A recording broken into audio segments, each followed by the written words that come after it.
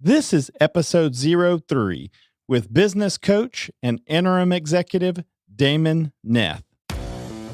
You may know the destination, but do you know the path to take you there? This is Profits to Wealth. We shorten the time it takes for entrepreneurs to find true success through guided conversations alongside industry elites. We'll cover your commonly asked questions and dive into the skills, tactics, and lessons learned from business professionals who've turned the industry on its head through experience, critical thinking, as well as practical money management.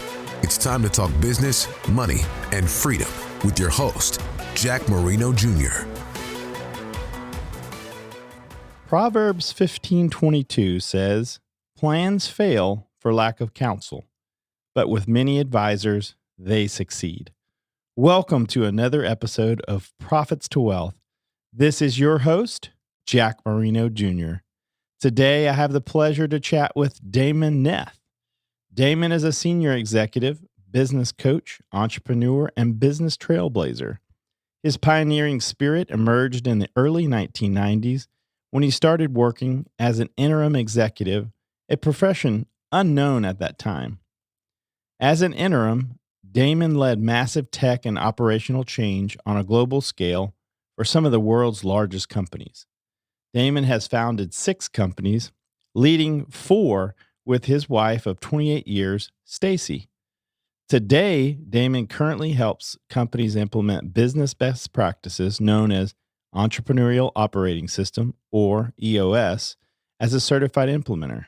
Damon often speaks to business audiences about EOS in his best-selling book, X-Formation, widely considered the Bible on interim executive leadership. In this episode, Damon discusses his entrepreneurial journey, how he currently serves the business community, and his mission in life. Damon speaks about how he began his journey as an employee right out of college, serving as a business consultant only to be later forced out on his own. For Damon, though, that moment in life proved to be pivotal, since it led him to the decision to become an entrepreneur, founding many businesses, including an interim executive business, which was unknown at that time. Damon also discusses his core passion, which is to help small business owners grow their business through Gino Wickman's Entrepreneurial Operating System. Be sure to stay tuned to the end when Damon shares his contact information and how listeners can purchase his valuable new book, The X-Formation. Wow, Damon, welcome to the show. Thanks for having me, Jack. It's great to be here. Thanks for coming in. I'm very excited about the opportunity to speak with you. Well, before we do that, why don't you kick us off by telling us something funny that has recently happened?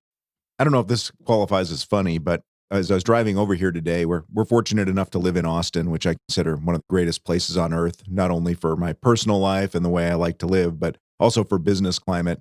And I moved here from Boston, Massachusetts about 15 years ago. And so I was used to cold weather and winters and all that. And of course, I'm a change agent for business. So I'm always counseling and coaching people up to change their behaviors, adopt new habits, things like that. And I thought, man, what has happened to me where it's 50 degrees and I feel like it's 30? I've totally lost my ability to adapt to the weather. And I have to say, I have no desire to go back. I do not miss the snow and ice or anything like that, but I am shocked at how cold 50 degrees feels in Austin, Texas. I can't agree with you more. I have not had the opportunity of being raised in Massachusetts, but I lived in Colorado Springs for a little while. And I remember being in a storm and it was -2. And that was the end of that story. I moved back to Texas. Yeah, that'll give you a taste for sure. Absolutely. So let's talk about your journey as an entrepreneur. You have quite the resume bio, if you will. Being that you started in the 90s, pioneering this interim executive role and then founding the 6 companies, how did you start?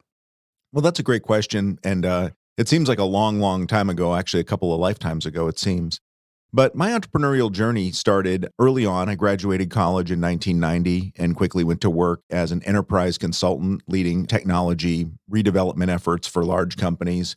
So basically, organizations would hire the company I worked for to come in, redevelop or select new package solutions to run their enterprise on. And these were huge companies, thousands of employees and billions in revenue, some of them. So my job at that time was leading these different types of, I guess, business change activities. Some of them had a lot of operational focus. All of them had a technology component, and a lot of them were driven by technology. So like the need for a new ERP system or a new CRM system or warehouse management or whatever was the reason that I was there in the first place. And so the way I became an entrepreneur was I worked for companies that did this work. I was leading these massive engagements, and I was actually leading the retail industry practice for a consulting company. So my clients were large retailers.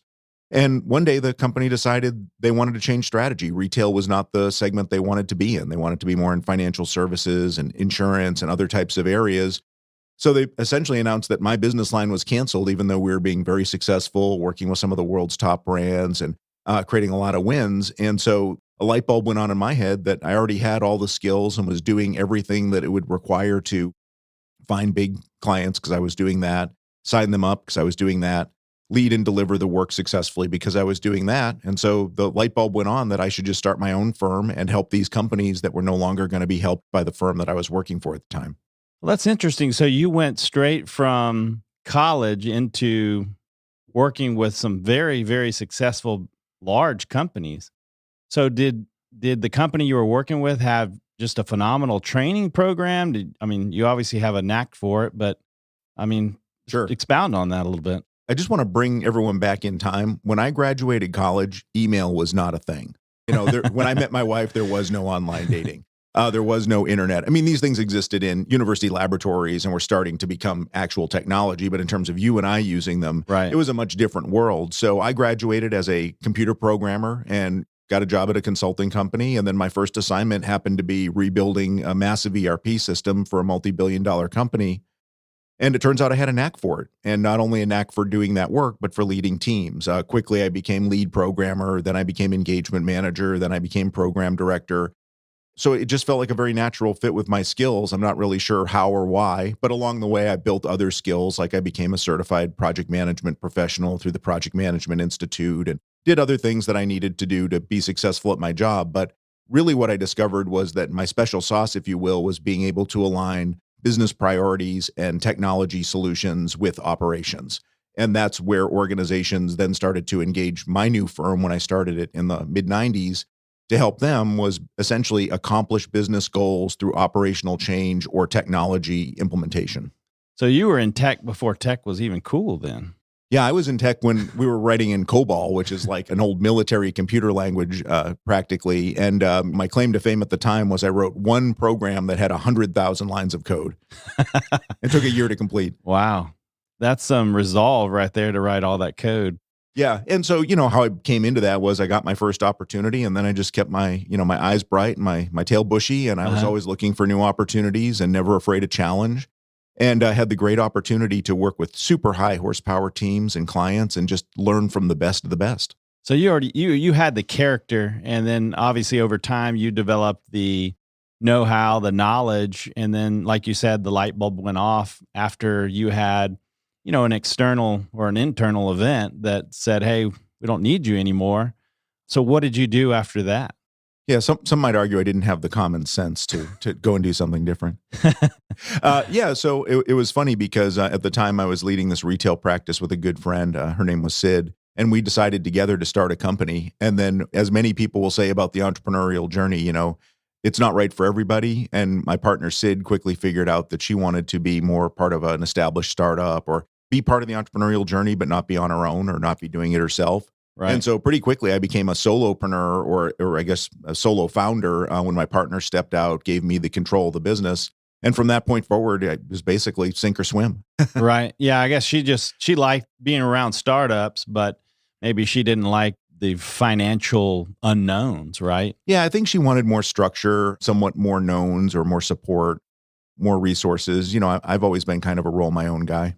Right. Yeah. That fear, uncertainty keeps a lot of people from making that leap. I'm sure there's a lot of people out there that are sort of feeling like they're stuck in this box, working for a big company, and they would like to create something, right? They have these ideas, but the uncertainty just keeps them where they're at. Well, certainly today, I mean, everything's moving to the individual or the gig economy. So you see more and more the whole notion of entrepreneurship is coming to the surface Right. as smart people try to figure out what they want to do, what's their best and highest use as an individual, and with their work cycles. Many more people are being drawn into entrepreneurship because it's the straightest path to what they want to do. And the traditional workplace is changing. It's becoming more deconstructed. It's becoming more virtual. Right. I work with several companies now that are only virtual organizations. They don't have offices. They don't live in the same cities. And so, the more you get away from the traditional centric workplace, the more these opportunities start to seem like not such a far leap. Right. It does seem like there's a lot of entrepreneurs out there, and I guess it's a term used very broadly. Yeah. Somebody working out of their, not that they say there's anything wrong with working out of your garage, but maybe 15,000, 20,000 in revenue, and I'm an entrepreneur. No one said, are they successful or not? Or it seems very cliche now. Yeah, well, certainly. I mean, a lot of people are doing things in their additional time or hours, right? Side projects or side hustles. I mean, everything from Uber driving to starting companies. A lot of folks are being successful as solopreneurs, knowing that, there's so much outsourced help out there now. You can really be a much larger company as just a few people than you used to be able to be back in the day when you had to do everything in-house. Right. It was much more difficult to find trusted partners. So I feel like many things have changed and just brought that dream closer. And I think every day, the more people that are entrepreneurs, the more people realize that it's not an unattainable dream. It could be more realistic than maybe they felt.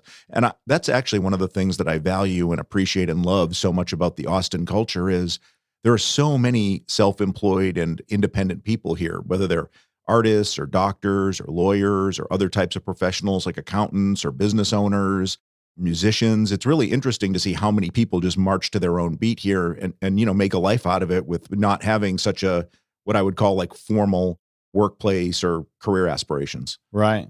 Well, you're right. I mean, we've outsourced some of the, roles in our company, even as small as, hey, we need a website and, like Upwork or something like that. I think you even use some virtual assistants or something like that. Very true. There's a lot of people that have these great, phenomenal services out there. And instead of working for someone large, like you were saying, hey, I'll hang my own shingle out, do my own thing. And maybe I don't want to build a $1 million company. Maybe I just want freedom, Or maybe I want to build it and I just don't want to hire all those folks and have an office space and Right. have to do all that. I'd rather get more done through others. And of course, like you'll probably say, there's no right or wrong way, right? There's only Right. what's right for you. Absolutely. And I think the number of ways that are right for people expand every day as more and more people move to the individual economy, more places like Upwork start. There's more options for people and kind of the world shrinks through technology connecting us. Right. Yeah. So it's definitely helped. Not knocking that at all. I think it's awesome that people are able to use technology in these platforms to be able to do their own thing. Yeah. So what really brought me to entrepreneurship was a couple of things. I mean, one, wanting to have more control of my destiny. It's funny because when I started my first company in the 90s, many of my friends thought I was just so crazy. Like, how could you take such a big risk? And being a veteran of corporate restructuring, so a lot of the work that I did also came with reorganization or upsizing, downsizing, right-sizing, as they called it back in the day. Because as you're changing operations, a lot of times the number of people or the roles or the work they do change as well. And so many times I knew often 6, 12 months in advance of others when they were going to lose their jobs as part of these strategic restructurings. So my friends all thought I was crazy. And I said, I think you're crazy if you think you have any more visibility or security than I do, right? At least I know where I stand every day. You have a layer of opaqueness working for a company about where do you stand. Right. And that's certainly not to make people fearful of working for organizations, but I just didn't see it as big of a risk as my friends did starting out on my own. But I wanted to have more control of my destiny. And I really wanted to help more people directly. Like that's my passion, is helping entrepreneurs and executives. And I felt like as a business owner, I could do that more in my vision, do more of the things that mattered, and also pick the types of organizations that I really wanted to work with that would benefit most from the types of services my company provided. And at the end of the day, it's risk and reward, right? It comes back to the age-old thing we talk about, which is the more risk you put, the more reward there is. And I'm one of those people who would like to have the ball, right? I'd like to give me the ball, coach, put me in, I want a chance to prove it on my own. Not everybody's wired that way, but for those who are, I think entrepreneurship is a great option. Right. No, I I totally agree. So, what about interim executive work? So, was this part of your first entrepreneurial journey? Was starting to do that kind of work? Yes, it was. So back in the 90s, so interim executive leadership, many people don't even know about it today. It's kind of we sometimes we hear about it, like you may hear a publicly traded company loses someone at the top and they hire an interim for that seat. But that's really not what an interim does. An interim's not a placeholder or a babysitter. An interim is typically a change agent, and that's the way I've always viewed my work. And so back in the 90s, interim executive leadership was just getting started in Europe, where it kind of became a profession. The way I became involved in it is, if you can imagine, huge companies, household names, have the same needs as every company. Occasionally, what they need to do is replace or upgrade their technology, and that's where they would hire my firm. The thing that was different about the work I did was that typically we were there to lead the company's most important objective or strategic project for the year or for many years. So these were board level approved initiatives, massive budgets, massive teams, kind of mission critical from the company's perspective. And so the way I became an interim executive was leadership needed to have eyes on the things I was leading because they were critical to the organization's success. But there really wasn't a role for me on the leadership team, but everybody had pretty much a conjoined stake in my outcome. So if we're replacing an ERP system, we've got to make sure it supports marketing's needs and operations needs and finance and accounting's needs and loss prevention's needs and all these different groups that use data and information within a technology, within a system. And so as a result, I kind of wound up with a seat at the table, giving updates, facilitating requirements, trying to align these high-level executive goals with the work that we were doing so that actual value was created at the end, which might sound kind of silly. You'd think if you go through years of work and spend tens of millions of dollars that value would emerge, but That's actually not true. A lot of times you go through all that work and you wind up back where you were or maybe even worse, lesser, right, with new types of problems. So that was kind of my special ability, was to help organizations see what was likely to happen, make the tough choices, provide the right types of goals, sponsorship, stakeholders, budgets to get these things done successfully. And as a result, I wound up working as a pseudo executive in these organizations, driving change from the top down so that we could be successful in rolling out this technology worldwide. And on average, like, how long was that role? It would depend on the nature of it. Our specialty was rescuing failing projects. So sometimes we'd come in when something was kind of half cooked and we'd push it over the finish line. Sometimes we'd have to start over. Sometimes it was from the ground up. So it was anywhere typically between 6 months and 3 years, depending on the engagement, depending on how involved it was going to be. And also just the organization's readiness. Sometimes there's a whole runway before a project gets started just to get people ready, like assess, do we have the right people? Do we have the right budget? Do we have the right scope? Are we clear on our goals? And that's before any of the technology work even begins. And so how big are these companies, or were these companies? Oh, thousands of people, tens of thousands worldwide, worldwide brands like Dunkin' Donuts and Baskin Robbins, and just lots and lots of different organizations that were pushing millions and millions of transactions a year, either through brick and mortar retail or back in the day catalog and the emerging internet back in the 90s and all these things. We're basically helping companies become modern. And also back then, a lot of it was driven by year 2000 remediation. So everyone was pretty much replacing all their technology because the year 2000 bug was out there. And, that made it easy for organizations and departments to get different solutions approved because a lot of them weren't sure if they had a year 2000 problem or not, but they needed to make sure they didn't have one once we hit that date. So you have a lot of, obviously, experience in technology, but these weren't all technology companies. I mean, you started out cutting your teeth in the retail industry, right? Yeah, really working with, I consider myself a physical products guy. So retailers, distributors, manufacturers, supply chain companies. Those were anybody who had like a physical product as compared to maybe like an information product, right? Like it's easy to, or different to send out a white paper or have a webinar or things like that as compared to physically make something, put it into the supply chain, stock it, make sure you count it, and all the different things that have to happen in physical product companies. So that tended to be my specialty.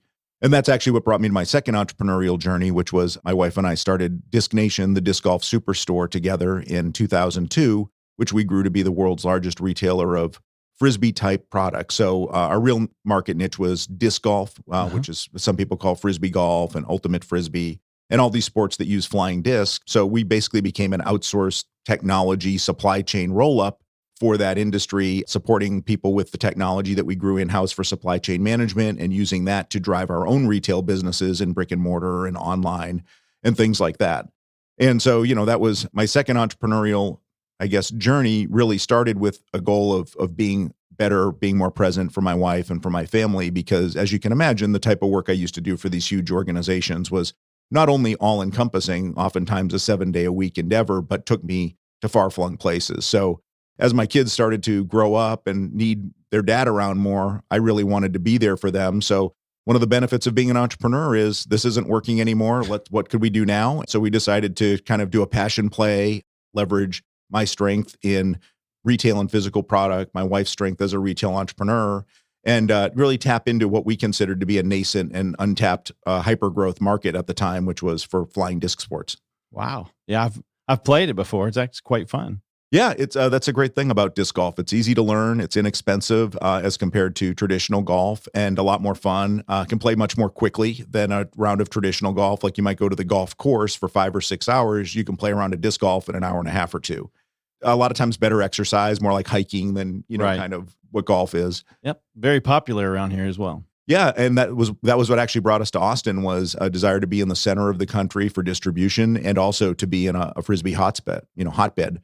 So there's just a huge, huge scene here. We had, and it still exists. We sold the company about 4 years ago, but we had a brick and mortar superstore in South Austin where we would serve as many as 20,000 individual customers a year just buying Frisbees. Wow. If you can believe that. That's fantastic. Yeah, So there's not too many places in the world that could support that type of volume in a brick and mortar store that's only selling Frisbees and bags and disc golf targets and things like that. So, but that's what brought us to Austin, was to be in the center of the country for distribution, be in a great retail market or a place that would appreciate our products, and ultimately just be in a place that's awesome culturally. Well, fantastic. So it really sounds like interim executive, entrepreneur, and then you've got a coach, right? So are you running all three of those still in parallel today? So the original technology services business, we stopped running that in 2002 after we'd finished up all those big projects, a lot of which were driven by year 2000. And then around that same time, the dot-com bubble burst. So that fundamentally changed the nature of enterprise technology and the demand for those types of services. So that was part of our reason for starting the disc sports company, was to do something different that was maybe also a little bit more insulated from kind of some of the ups and downs of big corporate work and all that. And also just have more control. So I'd been working with massive organizations, where I was just a piece of like many huge things that were happening.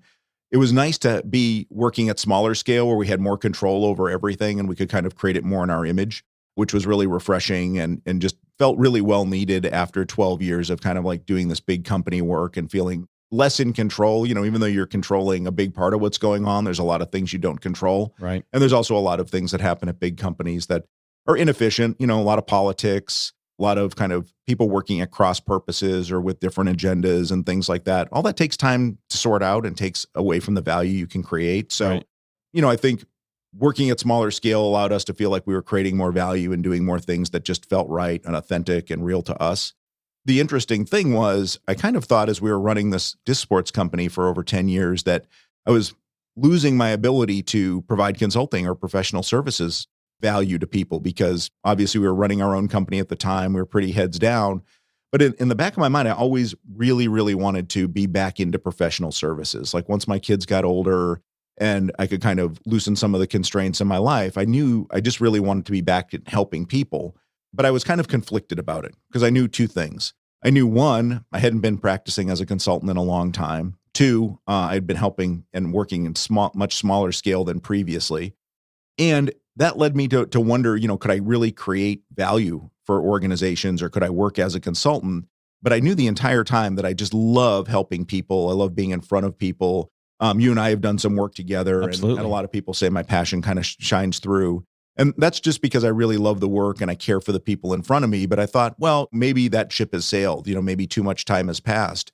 But what I discovered is there's a huge small and mid-market for companies that need similar types of help to huge companies, just at smaller scale. And so that was kind of the surprise to me as I sold the disc sports company and started my next chapter. I thought, well, I want to start another professional services firm. I want to help organizations that are more nimble and able to respond quicker. So less politics, less kind of hierarchy and stodginess and things like that. And at the end of the day, I would like to do all my work here in Austin and not be a road warrior anymore. And I thought, well, when you put those three things together, there's probably no market.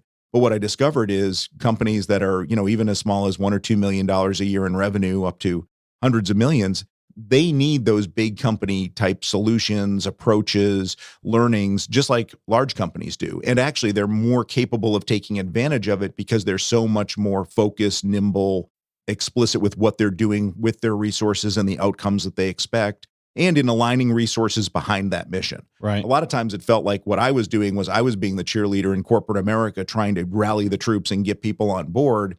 Working with entrepreneurial minded companies, it's like they're already there. They're on board. They're ready for the solution. It's like, what do we do? Right. Let's do it. Yeah. And so that feels really fresh and dynamic and different. And that's what I love about the work I've been doing for the past 5 years is just helping entrepreneurial minded companies be their best selves, either through proven best practices or specific knowledge that I have from my time in tech, supply chain, operations world.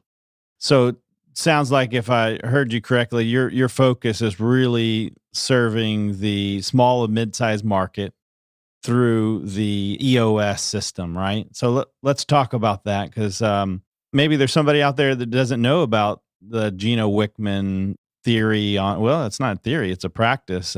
So let's talk about that. Sure. So I started working as an interim executive, helping small and mid-sized companies in 2014. And so I worked with a bunch of different organizations as what we call a fractional interim. So I was like, say, a 1 or 2 day a week CIO for an organization. So that means 1 or 2 days a week, I'd put all my time into helping them with tech strategy, tech architecture, fixing technical problems, leading the team. So just as if I was hired by that company, I would lead the teams, hire, fire, set strategy, spend budget money, except I was an outsider. I was not an employee of the company. And that's what an interim executive does, is they come in and lead an organization in whole or in part as if they were an employee, but they're really a consultant who's there to provide them with best practices, help them get to higher ground, and ultimately backfill and create strength in that seat where, maybe there wasn't before. And what I've discovered with small companies and mid-sized companies is a lot of times I was the first person in that seat. So organization starts, like you and your partner start a wealth management firm, you grow and grow and grow. And one day you're like, hey, we need somebody to head tech. Like we've been kind of cobbling it together ourselves and it's been working fine. But now that we're this size, we really need somebody in that seat.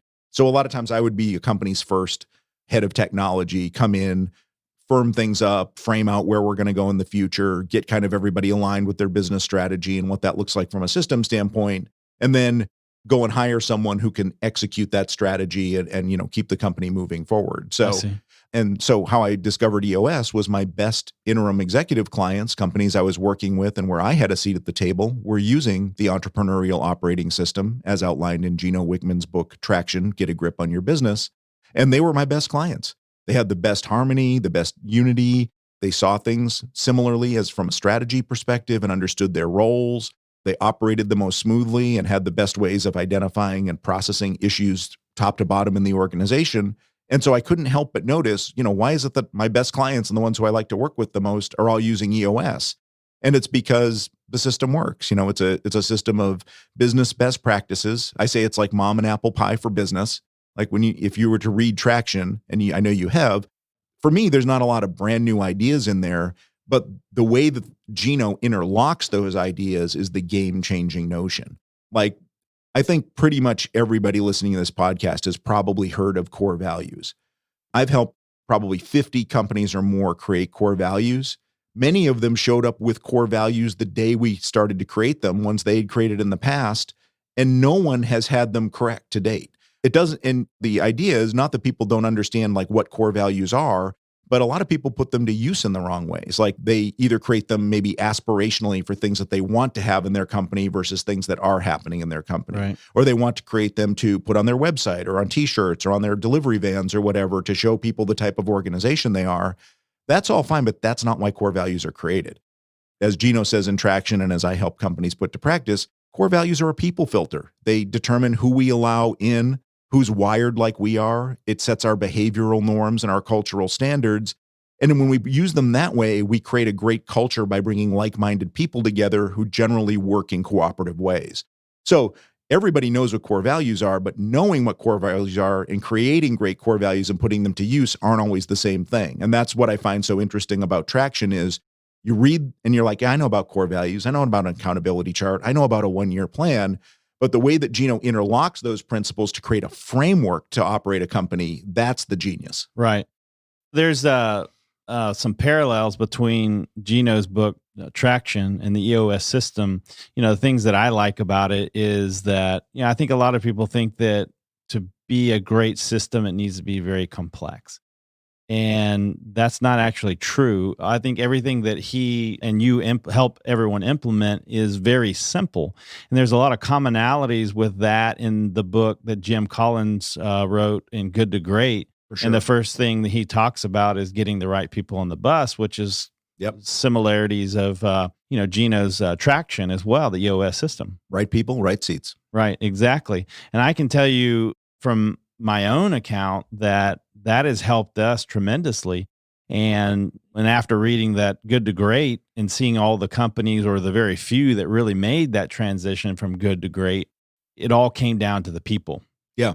That's a great observation and very true. And, it's funny, a lot of times when companies are considering whether or not they should use EOS, they'll ask me, well, how much time does it take to run EOS? Because on the surface, it seems like all these new things that we have to do and all this. And I say, quite honestly, I don't actually think EOS takes any time to run because it's an efficiency mechanism for business. So we're kind of repurposing cycles into more productive cycles. Right. So we do all the same things, but hopefully we have more clarity about what we should be doing and what we shouldn't. We have more clarity on what's working and what's not. And we put the cycles that are typically bound up in inefficiency and kind of like trying to find your way out of the paper bag into inspecting what we expect, running the business on data, having powerful meetings once a week where we bring all of our other stuff to so that we can eliminate other standing meetings in the organization. So it really winds up being an efficiency mechanism because all of these business best practices are really things that should be part of any business. So if you're not doing them, the question isn't how much time will it take? The question is what time is it costing you by the fact that you're not doing these things today? I recognize that can sound like somebody trying to sell something, but you brought up the whole notion of like being a best practice, being efficient. I believe these things actually don't take any more time. You just have to have the right focus and the lens to view them through. And once you do, then you're able to break through those barriers typically that brought you to the feeling that you needed a framework to run your business on or something like that.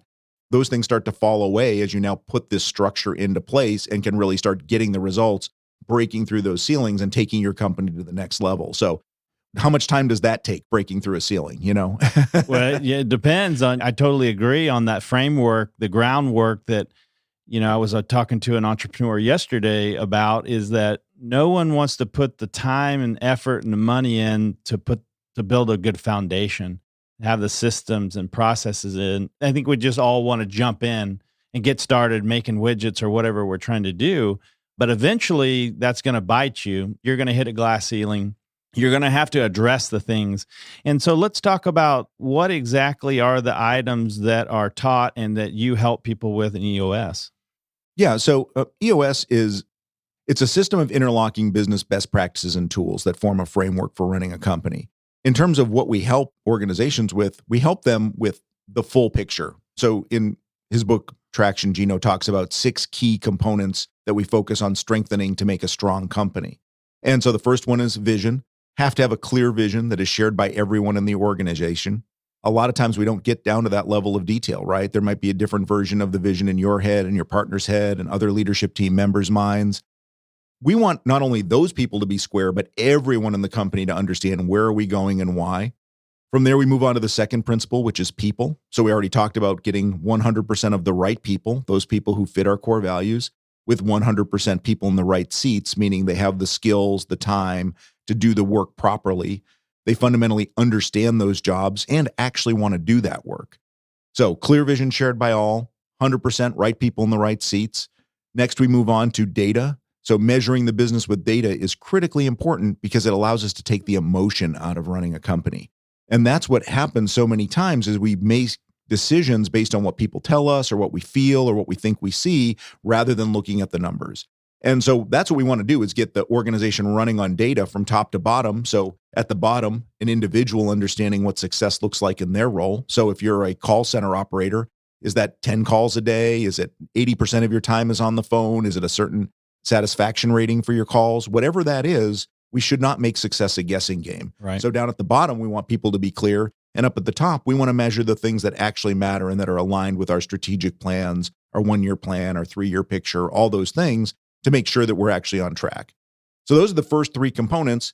When we do that successfully, what happens is transparency starts to emerge and issues manifest. And that's the 4th component that we want to get strong in, is issue management, getting everybody in the organization looking for issues, identifying, solving them at their level, so that we can get all the arms, minds, and legs in every company doing their best work and fully engaged in the process.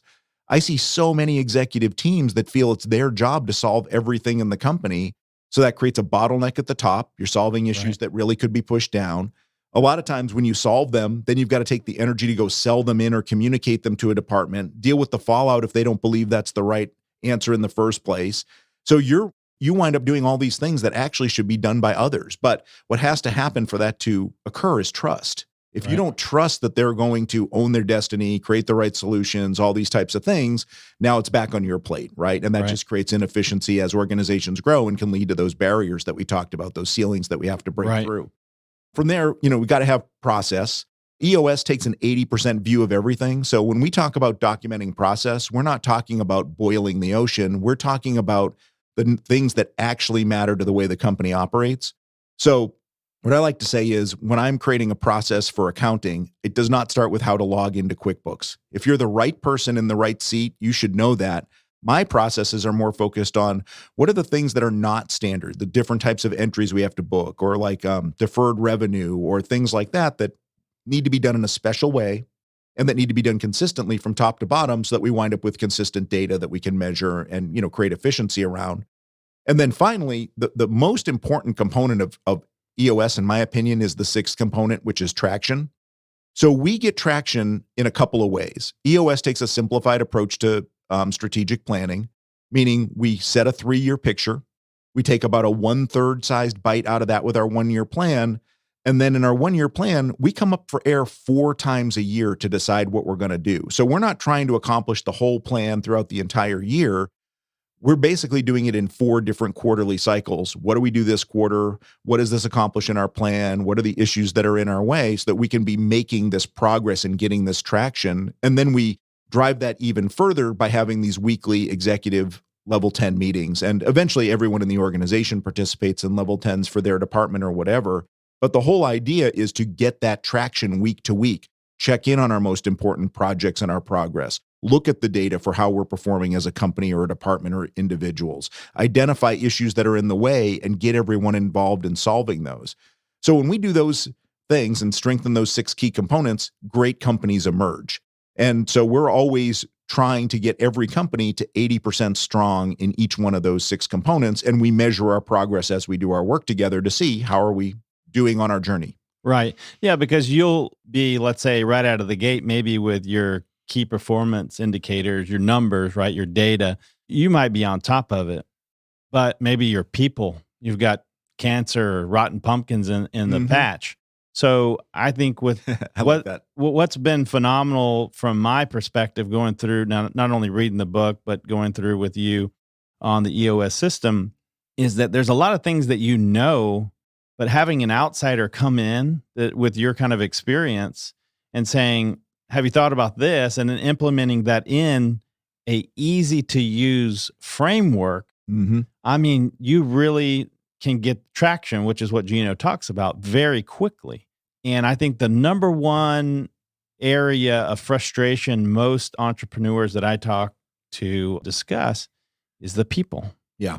That's one of the hardest ones. It's the hardest one because, again, they did the core values a long time ago. They're probably sitting in a drawer somewhere. Yep. What does it really mean? And they never used it as a filter, not only from keeping the wrong employees out, right?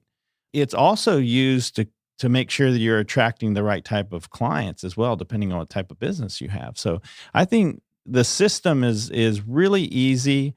especially when you're using someone like yourself that's certified in it with your background. I really recommend anyone listening to read EOS and get a certified implementer to help you. It really does help. Go That ahead. brings up a great thing. I mean, I'm really doing three things for my clients. I'm teaching them EOS the way Gino invented it and his organization taught it to me.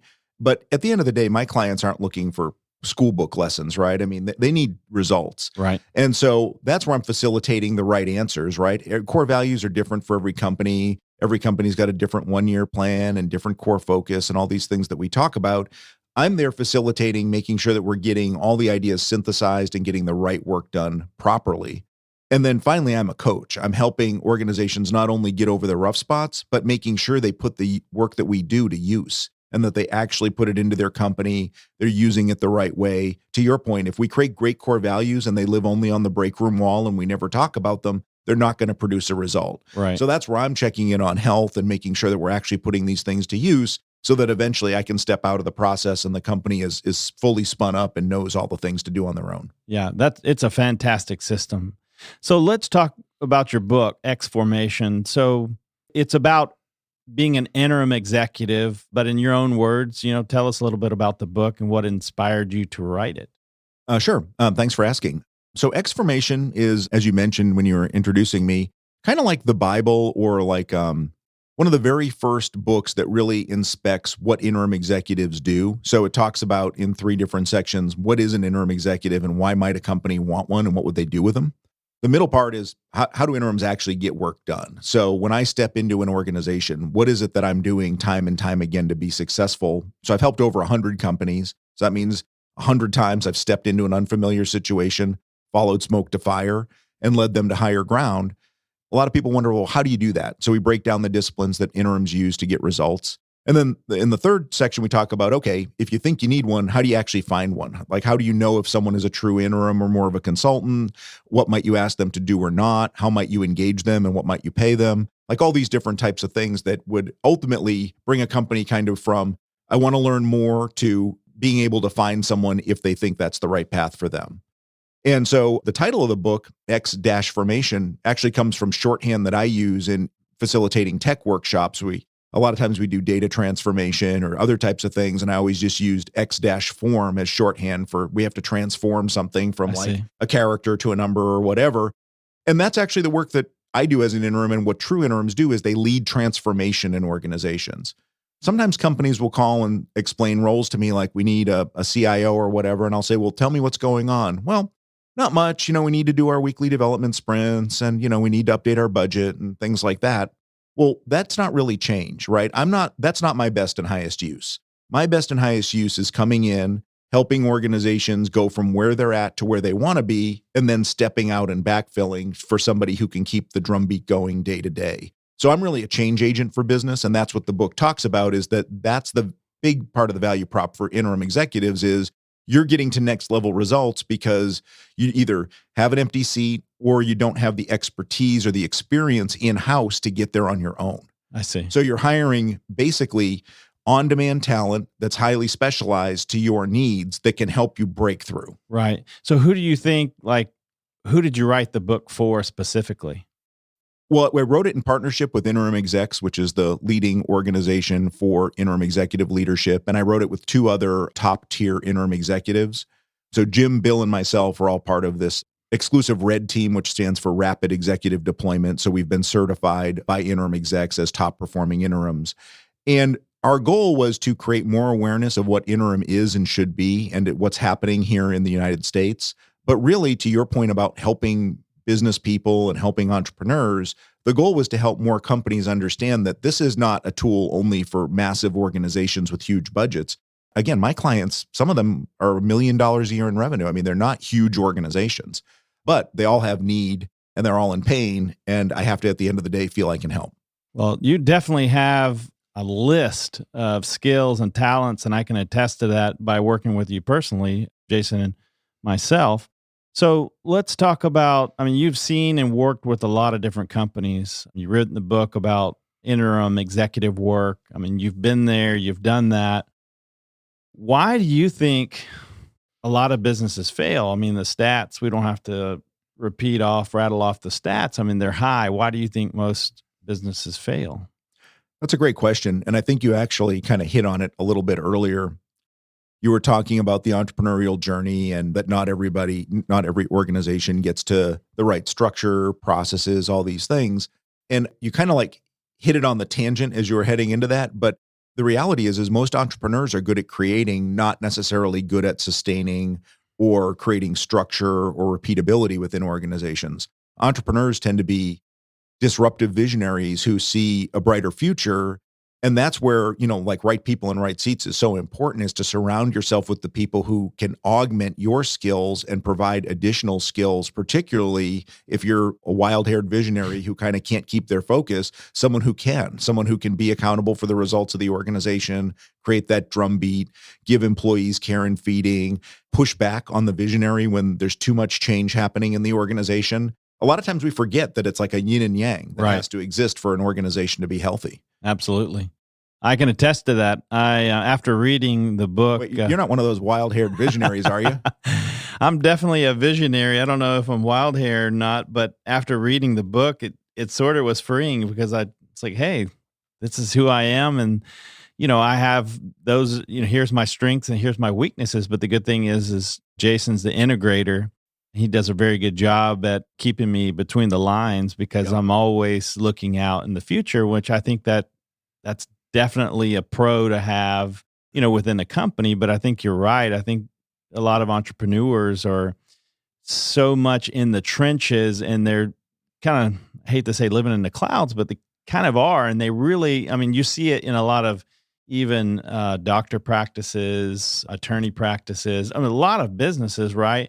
They're very intelligent people, but the business itself is really not built on a good foundation. So I really think that EOS and someone like yourself is just very powerful force to have in your corner. Yeah. And that's really like what you just mentioned is where the value of the coaching role that I have pays off. Because left to your own devices, you guys will kind of go back to your old habits, right? So having that third party to be accountable to, did we do what we said we were going to do? Are we putting the tools to use? Are you guys staying within your swim lane, or is Jack doing end runs, going around Jason and causing disruption, right? These are the little things that there's no rocket science here, but they are difficult habits to build. And part of it is because of the human nature, right? A visionary is energized by change and creation. An integrator or a president or somebody who's more stable state, they're energized by process, having a clean to-do list, knowing that everything's taken care of. And those are just fundamentally different personalities. I totally agree because we have that dynamic in-house. So let's talk about some advice or practices that we can share with other entrepreneurs out there that are sort of in the trenches right now. What advice or practices that you would like to share you think would move the needle for them? This is a difficult question to answer in the abstract, right? I'm a sort of person who solves problems that are in front of me. So someone like yourself says, we have these goals we can't get to, we're not sure what to do. That's a very easy thing for me to respond to because either I have some ideas for things that might help or I don't. To answer that in the abstract is a little harder because every company has their own challenges and their own needs. But one thing that I think every entrepreneur and executive benefits from is something we call the clarity break, which is where you unplug, take time for yourself. It could be an hour a week, a half day a month, whatever. But you take time to think about what's right, what's wrong, what would you like to work on in your organization so that you can be your best leadership self. And the clarity break is what usually leads to these bigger, higher level epiphanies of either what's needed or what to do or what's going right or what's going wrong. But a lot of times we never take that time, right? We're so in the business that we don't work on the business. Right. And so for me, that's the first step with anybody who doesn't know what's going right or what's going wrong or what to do next is to get their own mind square, put down what they know, put down what they don't, and then seek for answers on those things they don't, either through professionals or their network or whatever, might be the resources at their disposal, or even just reading a good book. Yeah, that's really good. I think that's really good advice. It's amazing that just sort of in a smaller context, but that morning walk, for example, just getting out in nature, it really does clear your mind and enables you to get in your subconscious, where a lot of good ideas can come from. Well, and that's why they say, this whole notion of like having good ideas in the shower is actually backed in science. Your brain relaxes. It's doing different things when you're kind of in the shower than when you're at your desk or sleeping or Right. watching TV or whatever. And so those things are really powerful. And I mean, we need to take those times for ourselves. And it was funny, just yesterday in the shower, I had one of those aha epiphanies. And I thought like, I would not have gotten here if I had been like thinking hard about this. Right. Sometimes you have to loosen your mind to like let the ideas come. Yeah, there's a book, Barbara Oakley, and let's see, it was called The Mind Shift, I believe. I haven't read that one. She talks about that. It's a phenomenal book, but anyway, I'm on board. I totally agree with that.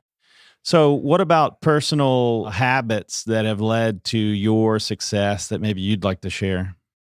That's a great one. I'll talk first about the habit that probably got me where I'm at, but that is more of a destructive habit, and that would be being a workaholic. So I think a lot of entrepreneurs struggle from this, and I think a lot of also wannabe entrepreneurs, so people who maybe have that visionary drive and whatever, sometimes it's just hard to not work, right? When you're driven by ideas, when you see what's not right, when you have a huge pile of work and things on your to-do list. And I guess before I knew as much as I did now, my solution was always to work harder. And that got me where I am, but it came at a huge cost in that I never had any time for myself, working 7 days a week for decades on end. It just, it's no way to live, but it's the way a lot of people do live, especially as we have more opportunities. We're talking about the gig economy. Lots of people have a second job or whatever that they're doing in their spare time. I now know, and we talked about this a little bit when we were mentioning like outsourcing and kind of all the resources available. It's all about finding your best and highest use, or your inherent ability, your unique ability, your God-given skills. So many of us can, but the question isn't can we, but should we, right? Mm-hmm. And that's where I've discovered a whole new level of results and experience is in empowering people around me to do the things that anything that remains on my plate are the things that only I can do.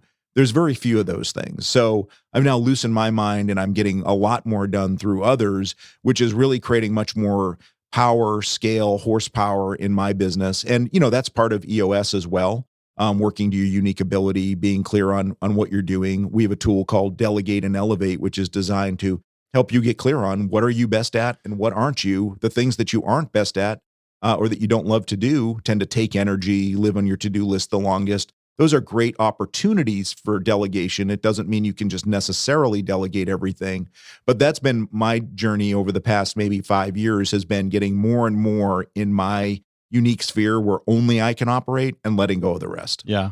I think that's a big bottleneck for a lot of people. I think, if I look back, I think that's been one of mine because I feel like I have the ability to do a lot of things. I may not be able to do them all well, but I'm fascinated with learning new things. And I remember one day spending 5 hours on an Adobe program on how to build a logo. And I was like, it was a Saturday. So, but I was thinking, I wasted my Saturday. It's kind of like what you were talking about. It's just, that work-life balance or harmony or whatever you want to say. I'm like, I could have been doing something else more productive with my family.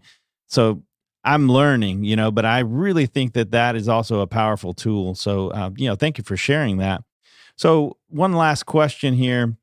I would like to know, like, if you had to start all over again, as daunting as that sounds, what would you change? Yeah, that's a tough one to answer, right? Because whenever anybody says, what would you do differently? I think the first question is, well, are we assuming that the outcome is the same? Because if I had to risk the outcomes to go back and do things differently, I probably wouldn't do anything differently. I really feel I'm living my passions and the best life I've ever lived, just in terms of personal satisfaction and happiness, not means or accomplishment or anything. So if I had to put that at risk, I wouldn't change anything. But if I could have the same outcomes and be sitting here today, I definitely would have worked less. I would have enabled more. And I would have developed more healthy habits around things that were not work related. It's funny that as professionals, we have a way of kind of compartmentalizing what we need to get done in our work life. And then in our personal life, it almost seems like it's kind of nice to have, like, maybe I'll go do a project in the garage. Maybe I won't, this or that. It doesn't seem like you have the same drive or the same focus. I would bring that same drive and focus to all three areas of my life: my personal, my family, and my business, not just business. Well, I would agree with you there. And I really like that You said I really wouldn't change a whole lot. It's a tough question. And I know that I was asked that question, years ago. And I always thought that actually got an opportunity to live that. I got to start over in wealth management. And when someone asked me that before, 10 years ago, I said I would do something different. It's really tough. But I actually, when put in the circumstance, that's where my passion is helping people. Yep. And I went and did it again, so it's interesting, it's always a good question, but when you're in the heat of it, I find that sometimes the outcome is a little different than you thought. Well, So, I have a daughter who's about to be 21 and a son who's 24. And, as they've grown, I've thought a lot about just how much the world's changed. Life has really never been longer in many ways. And I'm an optimist. So I always believe that kind of your next opportunity is around the corner. And I think, especially in this day and age, there's less pressure to do something right now than there used to be. Like when my grandfather was growing up, people were only living until they were 60. Right. They had to get busy. There was a lot more scratching it out for survival, right? So that made sense to get married, to have more support and more resources and have a bigger family for the same reasons. And I feel like, a lot of those things have changed and fallen away as needs. And living in America with so much opportunity, it's really more about like, what do you want to do with your cycles? And I find the people who struggle the most are those who are unclear with what they actually want to do. So they're consuming their cycles being busy, but it's not really their passion. right. Well, I can definitely tell today and in every encounter I've had with you that you're definitely passionate about entrepreneurs and helping them with their journey. I said that was my last question. I do have one more. I mean, I'm curious, what is so exciting right now for you? Great question. I would say that every day is a fresh and new day. I have the great fortune. So what energizes me is helping people, so specifically business owners and executives. And every day I get to work with different teams from different companies solving different problems and different challenges. And that just keeps me so fresh and engaged because I care deeply about the people and the pain or the needs that they have. But then to learn about like their individual situations and problems and what they're trying to solve, I mean, it's selfishly, it's like the greatest work ever because it keeps my mind so engaged and it's so interesting. And I learn so much without having to go through these same pains myself. And at the end of the day, that's what a great consultant or certainly an interim brings is experience. Some of it they lived themselves or some of it they learned. Like when my specialty was rescuing these dumpster fires of tech projects, I got to learn all the different things that went wrong with these that I didn't cause, right? And so Right. that's a really powerful lesson to be able to bring to someone else is don't make this mistake because it will cost you and be very painful and helping them avoid that. So, in terms of what drives me forward every day is getting up and learning more from all these great companies and leaders and individuals and, meeting more folks like them. I love it. Growth and contribution. Exactly. Well, Damon, this has been a wonderful experience and time together. I appreciate you sharing all this, your words of wisdom and your experience with the audience and myself. How can we get a hold of you, those that don't know you? How can we best reach you? Great. Well, thank you very much for having me. It's been great being here. I always love talking about business and entrepreneurship. So I'm happy anytime that you'd like to have me as a guest. And people can learn more about me at damoneth.com, DAMONNETH.com. Or if you're interested in the book X-Formation, that's X-Formation. It's available on Amazon and Kindle. You can contact me directly through the website if you ever want to reach out or have questions or things like that. I'm also happy to talk to anybody at any time about the book Traction and the Entrepreneurial Operating System. Clearly I'm drinking the Kool-Aid. I absolutely love EOS. And the reason I practice it is because I can simply help more companies with that than I can as being an interim, right? So that's what's driving me forward is my mission to help 10,000 entrepreneurs and executives before I'm done working. Awesome work, Damon. Well, again, appreciate your time and your words of wisdom. Thank you very much. Have a good one. Bye. That's all for this episode of Profits to Wealth. But we have more resources available to you on our website. Head over to profitstowealth.com and take our questionnaire to find out how we can provide you with a tailored approach to your entrepreneurial journey. It's available exclusively on profitstowealth.com. Until next time, we look forward to talking business, money, and freedom right here on Profits to Wealth.